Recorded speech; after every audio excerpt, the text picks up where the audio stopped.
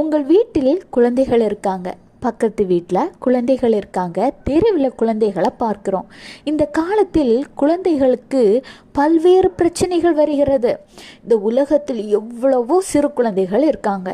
School போயிட்டு வராங்க, college போயிட்டு போகிறாங்க. அவங்களெல்லாம் பஸ்ஸில், வேனில், ஆட்டோ, பைக்குன்னு அனுப்பி கொண்டிருக்கிறோம். ஆனால் அந்த குழந்தைகளுக்கு சத்ருவாகிய சாத்தான் ஏதாவது ஒரு பாதிப்பை கொடுத்து முடக்கி போட வேண்டும் என்று இன்றைய காலங்களில் யோசித்து கொண்டிருக்கிறான்.